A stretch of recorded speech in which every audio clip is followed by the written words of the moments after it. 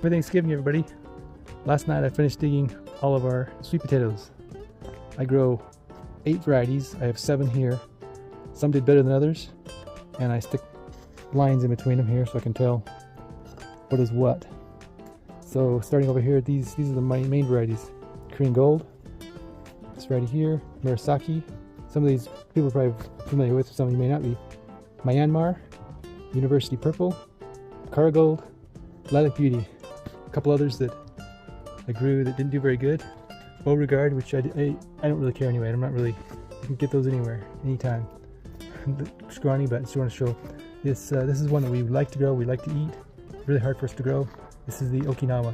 We did get one bigger than this, but we ate it. We had 2 of them actually, so that's all I got to show for now.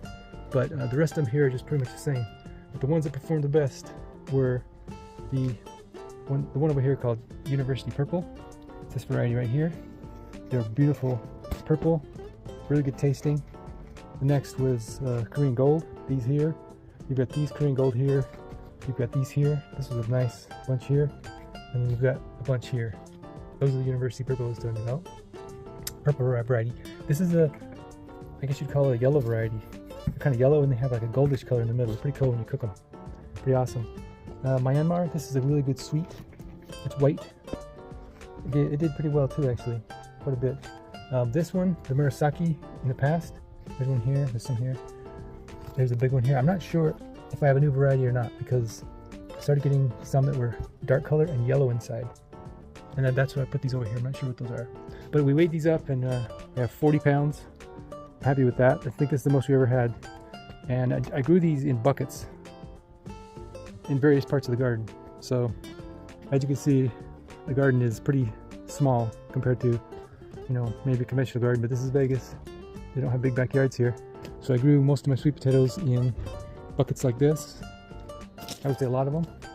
And then, see over here, these kind of buckets, little tiny. Some of these did the best. Some of these had nice large with Korean Gold, University Purple. And then they were scattered out throughout the garden, wherever I could put them. We love sweet potatoes, but that's not the only thing we grow. As you can see, we got a lot of other stuff. Basil, so it takes up a lot of space too. So I just want to show that. I'm going to also clean up a couple of these things, see what they look like when they're clean. And these are all dirty because I don't want them to, I want them to cure a little bit before we wash them off and do anything with them, so they'll last a bit longer. Here's the potatoes. They're all cleaned up. They look a lot nicer when they're cleaned up. Those are what they look like when they're dried and still a bit dirty. So here you've got Lilac Beauty. It's a sweet potato that grows really good in this area. A little bit susceptible to problems sometimes, but it's a really nice color. This is University Purple, dark purple color. This is Karagold, yellow, with an orange color inside.